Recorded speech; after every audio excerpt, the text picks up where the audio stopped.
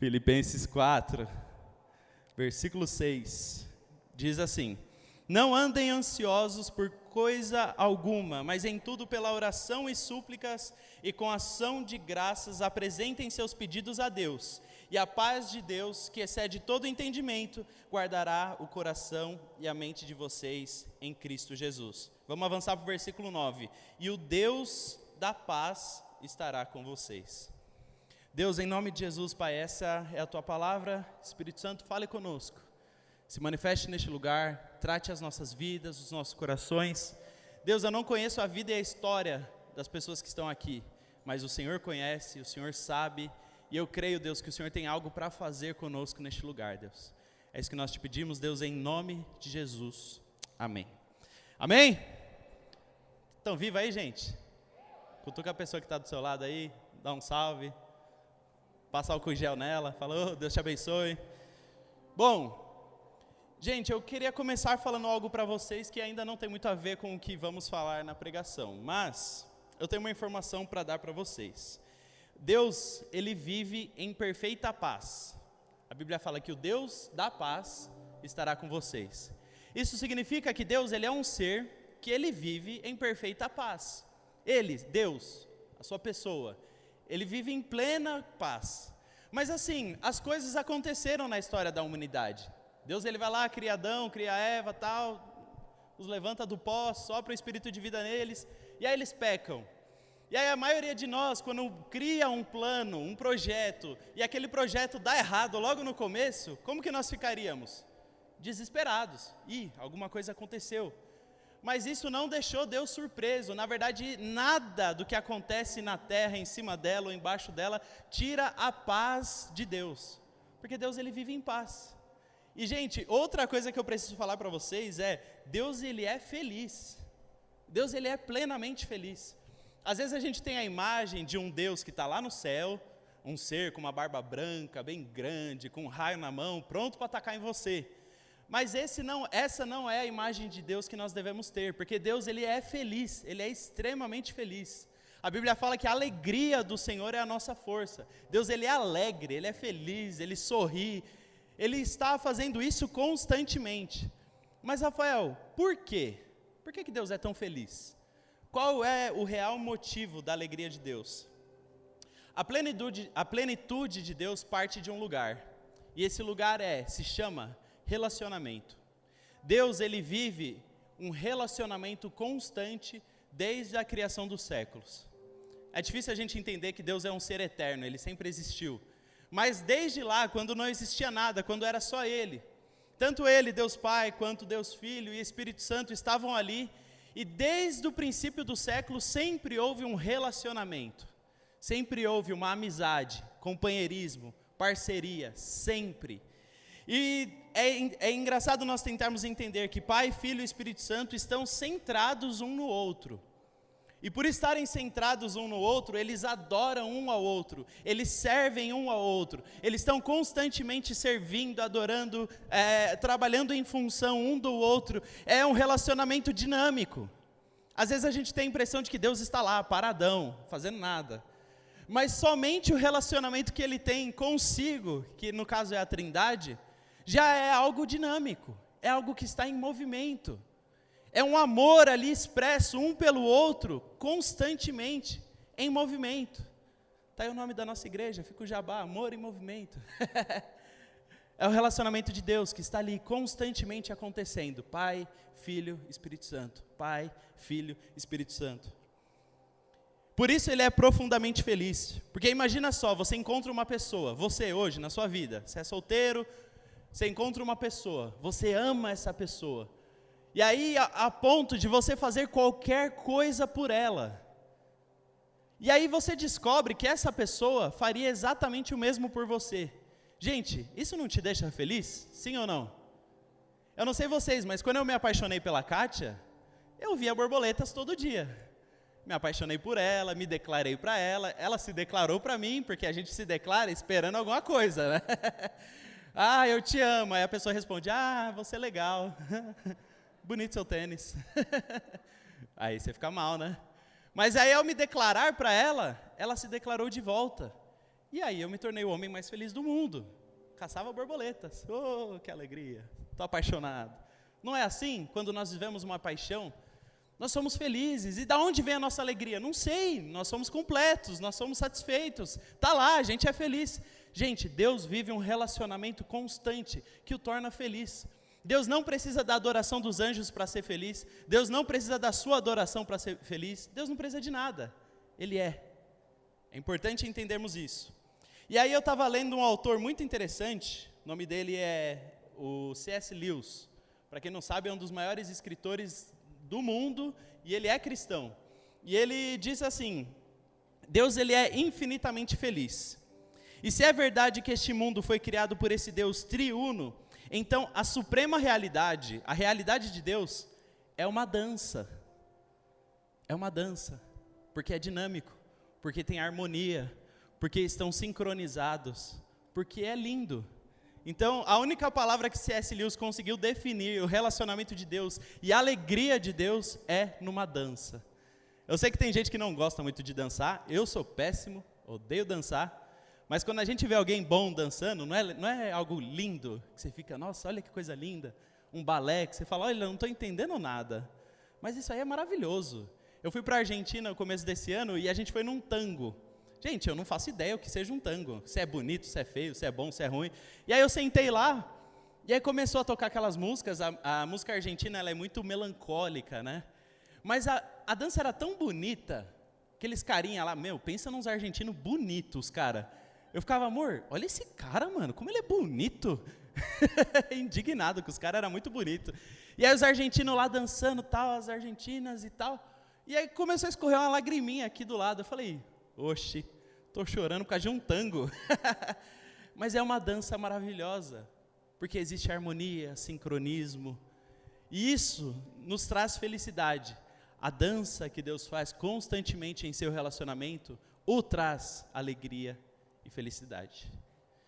Bom, mas e os jovens de hoje? Na verdade, perdão, os jovens de hoje. O que está acontecendo com eles? O que está acontecendo com a nossa geração? Então, os jovens estão doentes. Sim, estamos doentes. É uma realidade. Nós não precisamos pesquisar muito para entender a realidade hoje, principalmente de quem mora em São Paulo. A depressão no Brasil, ela atinge praticamente 11 milhões de pessoas. E isso é um dado um pouco antigo, tá, gente? Porque os dados atuais nós temos que pesquisar nos próximos anos. Mas isso há 2 anos atrás já atingia 11 milhões de pessoas, segundo a Organização Mundial da Saúde. O aumento de ansiedade e depressão entre jovens de 15 a 29 anos foi de mais de 24% nos últimos 10 anos. Isso é algo que só tem se agravado. O número de casos de suicídio entre jovens da nossa idade tem crescido diariamente. E aí, um dado muito interessante é que as taxas de ansiedade de um jovem paulistano já está semelhante a alguém que vive num país de guerra. Então pega lá no Oriente Médio, alguém que mora na Síria, que a qualquer momento a sua casa pode explodir. Essa pessoa ela tem um alto índice de ansiedade, porque ela vive a constante incerteza se amanhã ela vai viver ou morrer. Então, nós, em São Paulo, temos o mesmo índice de ansiedade do que essas pessoas. Então é uma realidade muito séria. O jovem de São Paulo tem passado por isso. É a nossa realidade. Mas quais ferramentas a Bíblia nos dá na luta contra esses transtornos? Será que alguém na Bíblia já passou por isso? Algum nível de estresse e ansiedade tão grande, a ponto de se sentir triste, deprimido, cabisbaixo? Bom, vamos lá, vamos a alguns exemplos. Eu não sei se você já estudou a vida de Elias, mas Elias já passou por um momento de depressão. Elias, quando ele vai lá e ele prega a palavra de Deus e há uma grande comoção na nação, há uma grande expectativa nele de que as coisas sejam transformadas. Porém, depois de fazer tudo aquilo, fogo cair do céu, ao invés de tudo ser transformado, na verdade, a rainha vira e fala que Elias deveria ser morto. E aí ele foge. E aí a Bíblia nos mostra que esses dias de fuga de Elias são dias extremamente depressivos. Porque Elias vai lá, lá em Reis capítulo 19, mostra que ele foge, e aí ele começa a ficar em estado de sono constante. ele está triste, ele está cabisbaixo, ele está frustrado com Deus e ele dorme. E aí a Bíblia fala que um anjo vai lá, o acorda, vamos lá Elias, vamos comer um pouquinho. Ele come e volta a dormir. É um estágio de depressão, ele estava assim, ele passou por isso. E eu só estou dando um exemplo de Elias, mas não é sobre ele que nós vamos nos focar. Mais uma vez vamos voltar para o texto. Não andem ansiosos por coisa alguma, mas em tudo pela oração e súplicas e com ações de graças apresentem seus pedidos a Deus. E a paz de Deus, que excede todo entendimento, guardará a mente e o coração de vocês em Cristo Jesus. Existe uma pessoa na história da humanidade que foi a pessoa que passou pelo maior estresse que nós já vimos. Porque ela teve que carregar um peso e um fardo que ninguém nunca carregou. E essa pessoa foi Jesus Cristo. Jesus Cristo teve um momento na sua vida de forte angústia, medo, dor, tristeza, pavor. E é sobre esse momento que nós vamos ler e nós vamos tentar entender o que está acontecendo aqui. Abra sua Bíblia em Marcos, capítulo 14, rapidinho aí. Marcos 14, a partir do versículo 32. Diz assim: Então foram para um lugar chamado Getsêmani. E Jesus disse aos seus discípulos: Sentem-se aqui enquanto vou orar.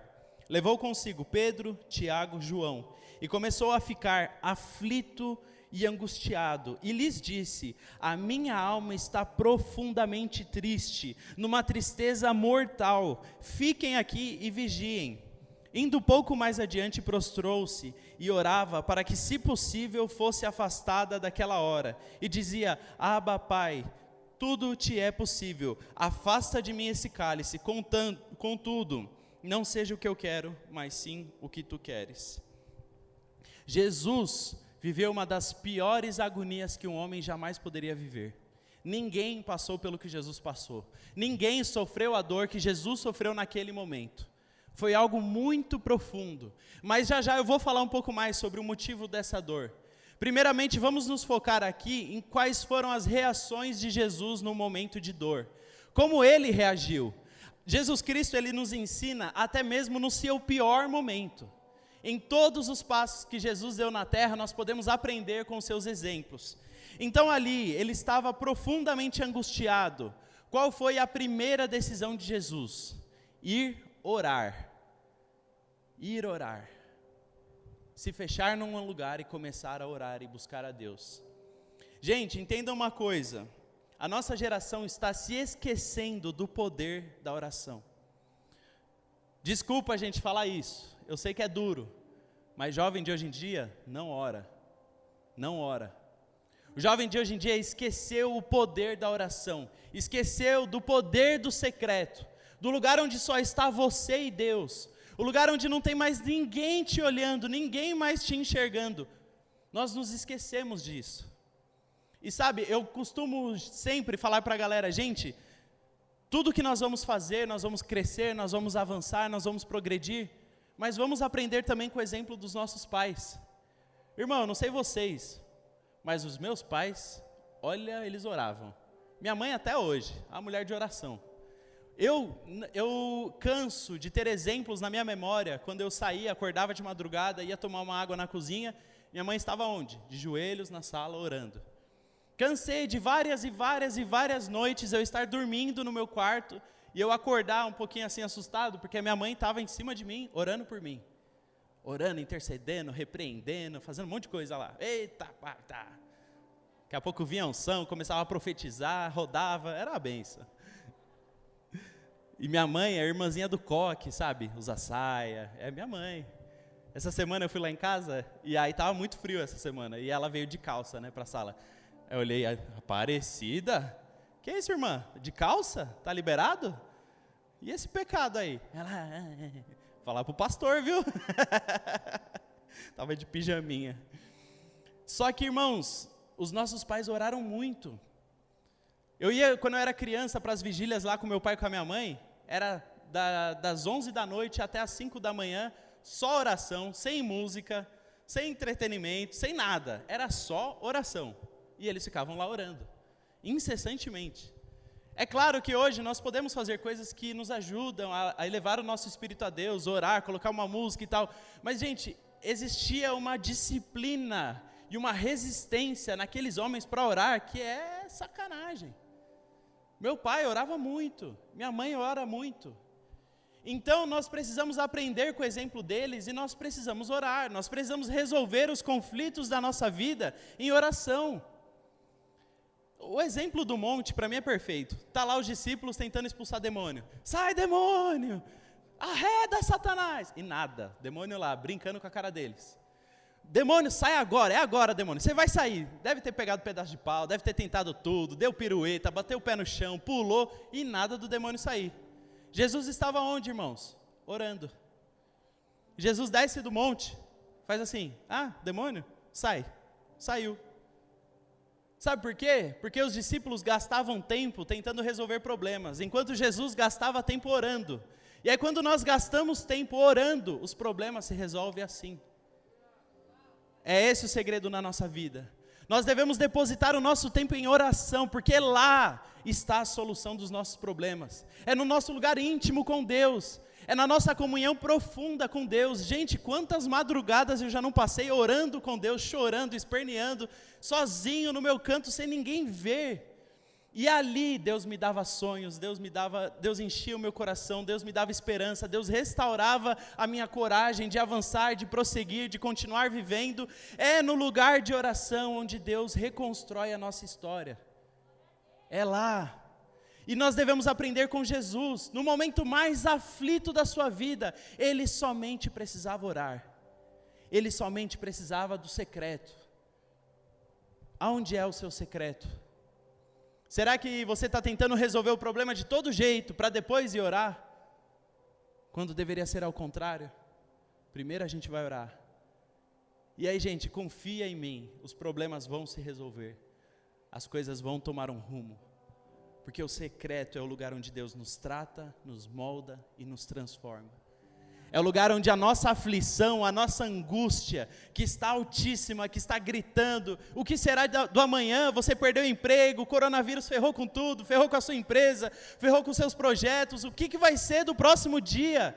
Vai orar, se fecha com Deus, chora para Deus, chora, grita para Deus, se desespera na presença de Deus, se descabela na presença de Deus, e saiba que lá é o lugar que nós vamos encontrar a solução, a saída, o escape, o refrigério, a paz, é lá, é somente lá.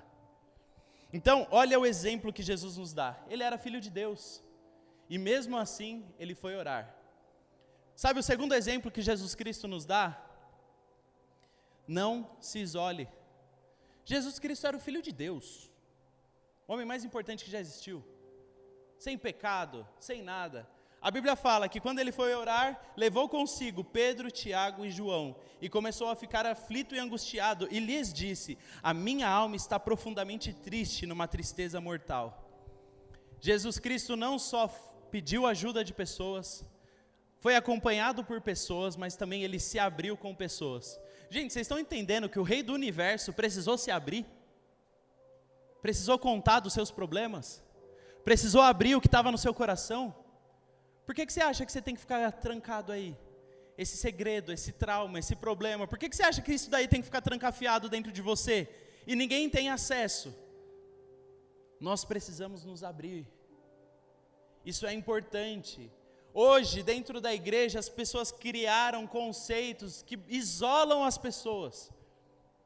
A Thay mesmo estava contando a história dela, ela era líder de ministério, estava passando por uma situação como essa, e qual é a reação que todo mundo tem? Eu vou largar tudo, eu vou me isolar, porque eu estou mal, eu sou o líder, eu tenho responsabilidades, eu canto no louvor, pessoas me enxergam, me olham, e eu estou mal, eu não posso estar mal. Gente, essa é uma mentira do diabo. Eu não posso estar mal, eu não posso ter um dia ruim, eu não posso estar angustiado, eu não posso estar ansioso, eu não posso estar triste. E as redes sociais bombardeiam a sua cabeça, porque lá todo mundo está feliz. Lá está todo mundo alegre, pulando, feliz, dançando, da hora. E aí você olha para você e você está triste. Gente, redes sociais são uma briga injusta, Porque você diariamente compara o seu pior dia com o melhor dia daquela pessoa. Olha lá no meu Instagram, só tem coisa boa. Eu não posso falar para vocês quando o feijão acabou, ou quando o meu lanche veio ruim, ou quando eu estava triste, ou quando o meu cachorro comeu o meu controle do videogame, que eu fiquei bem nervoso. Quase joguei ele da janela. Eu não mostro para vocês o dia que eu estou estressado, que às vezes eu respondo a Kátia de uma maneira que eu não deveria, que às vezes nós discutimos, e eu fico sem paz. Eu não mostro isso para vocês, mas acontece. Esses dias acontecem.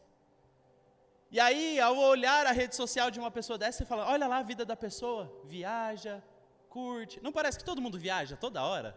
Não, gente, é uma foto que ele tirou há 3 anos e está postando ainda.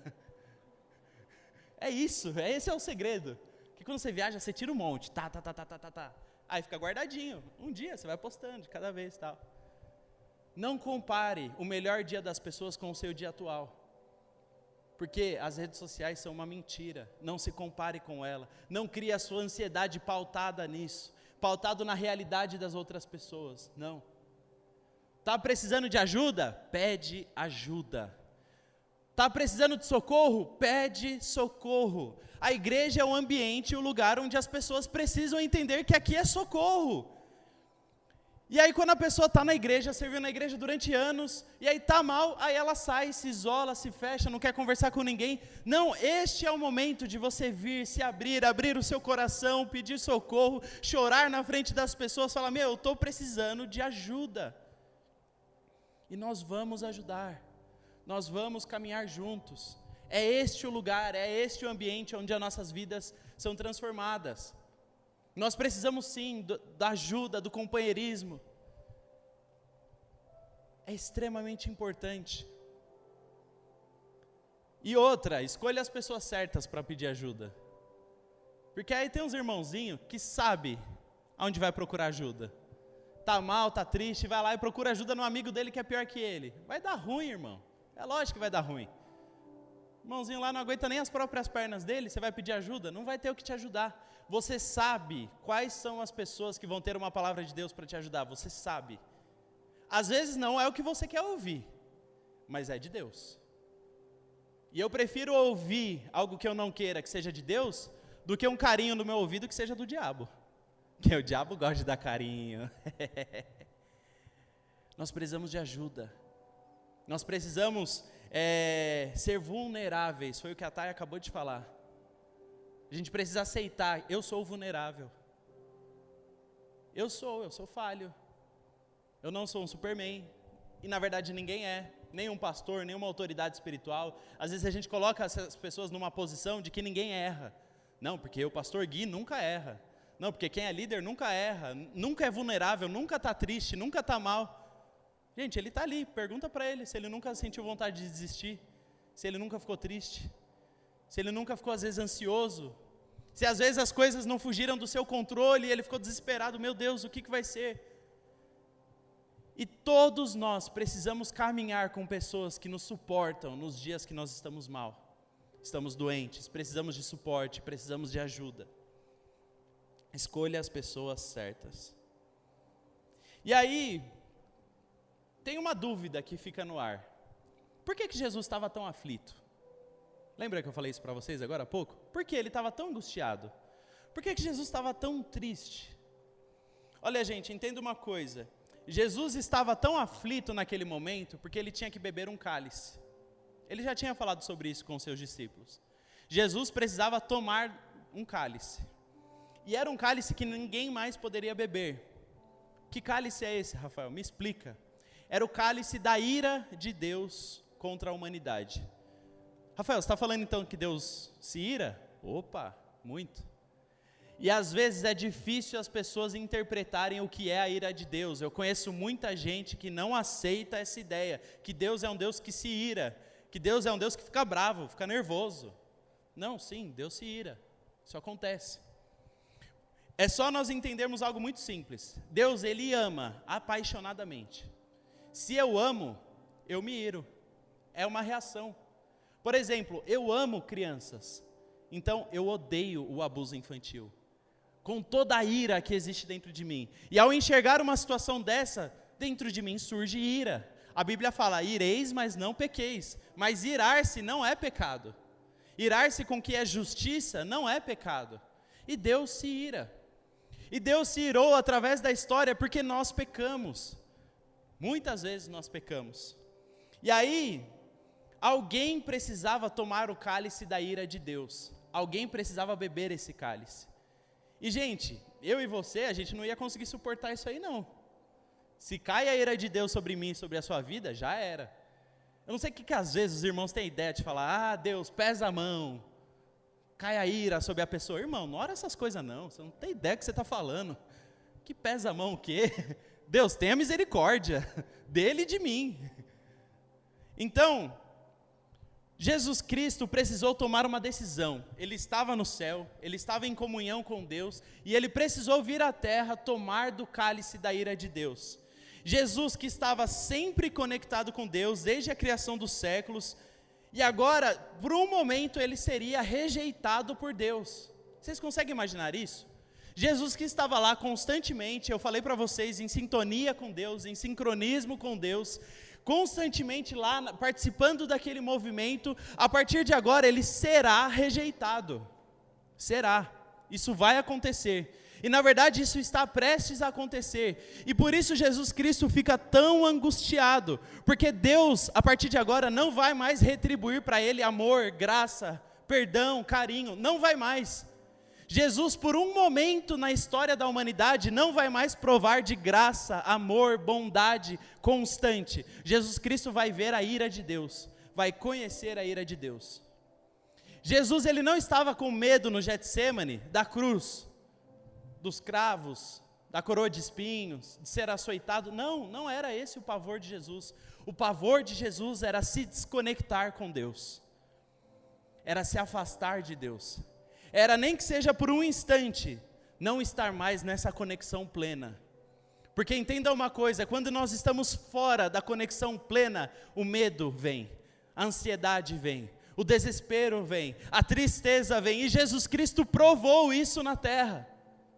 Por estar desconectado dessa comunhão, dessa dança que eu acabei de explicar para vocês, Jesus Cristo precisou passar por isso, precisou provar aquilo que muitos de nós sentimos.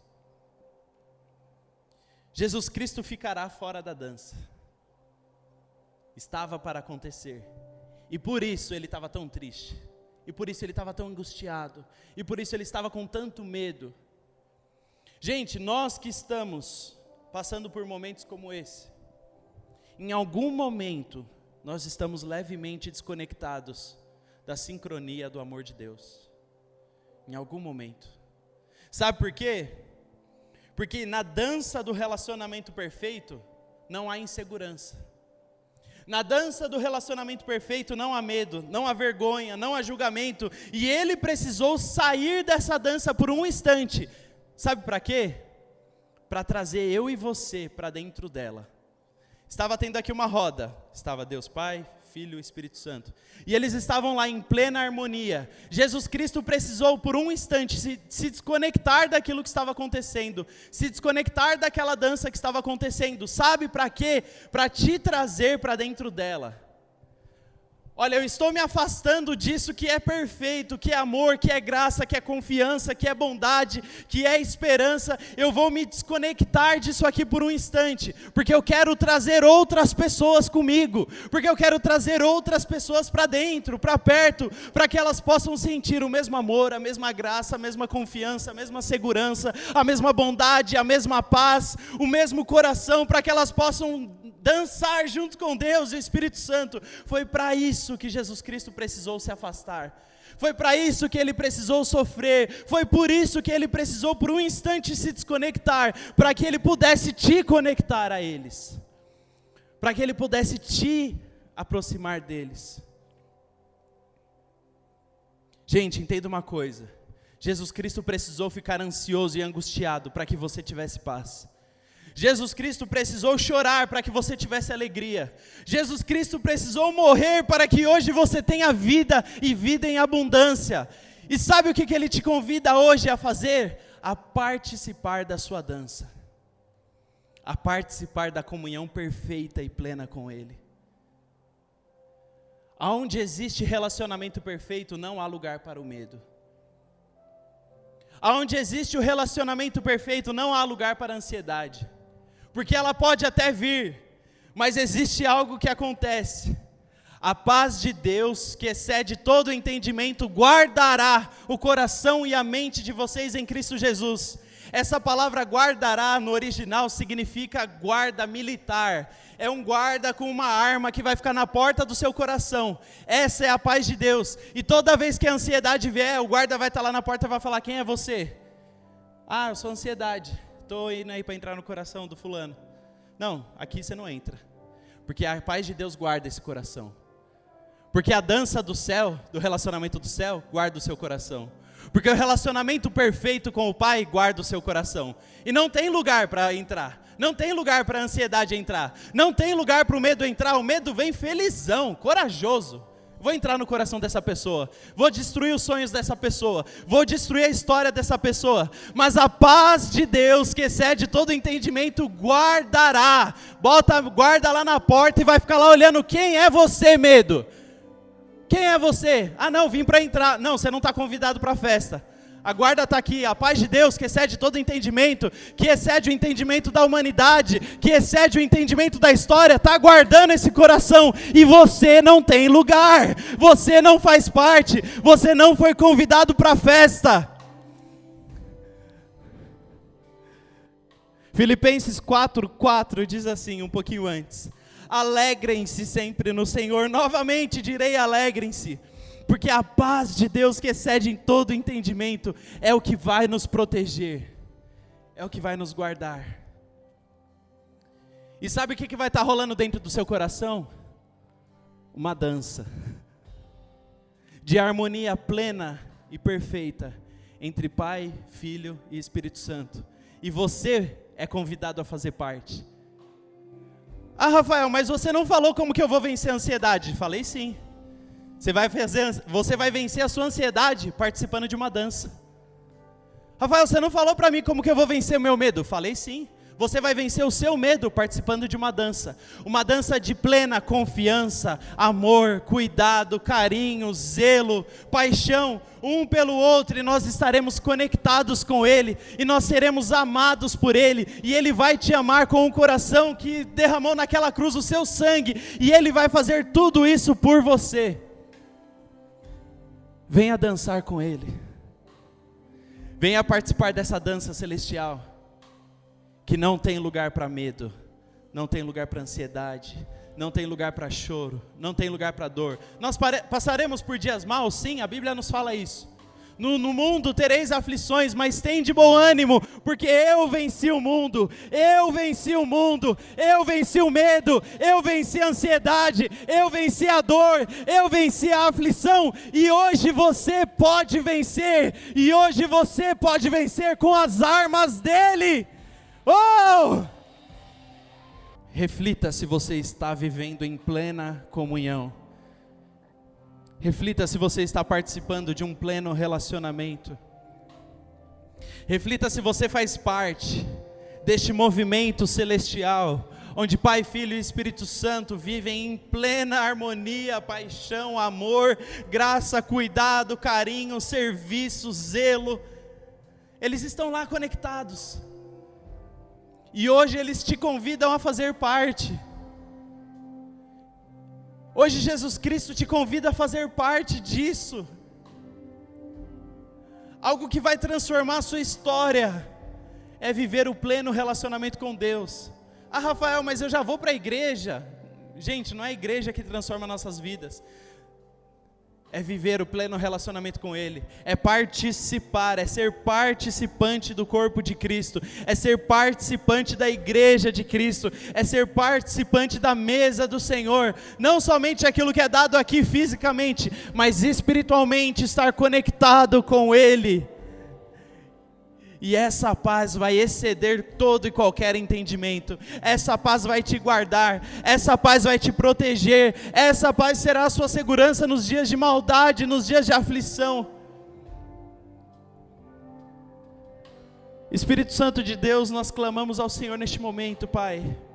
Eu não sei como cada jovem entrou aqui neste lugar, Eu não sei como cada um deles entrou aqui e pisou neste lugar. Eu não sei quais têm sido os seus medos, quais têm sido os seus traumas. Talvez alguns foram abusados na infância. Talvez alguns sofreram vários problemas, vários traumas. Talvez alguns já perderam a esperança no Senhor. Mas Deus, eu conheço o poder que tirou Jesus Cristo da morte.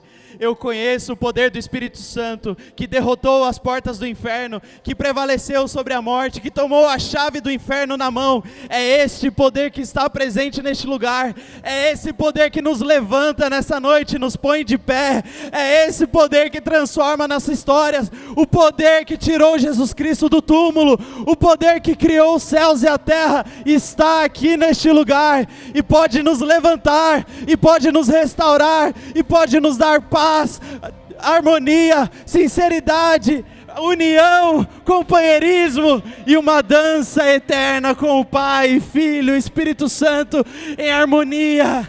Oh, Espírito Santo de Deus, Espírito Santo de Deus, venha dançar conosco nessa noite, venha dançar conosco nessa noite, nos convide para a sua dança, nos convide a participar contigo, nos convide a participar com o Senhor, Pai, porque nós queremos estar na roda, nós queremos fazer parte da tua festa, nós queremos estar conectados com o Senhor, Deus, em nome de Jesus, em nome de Jesus.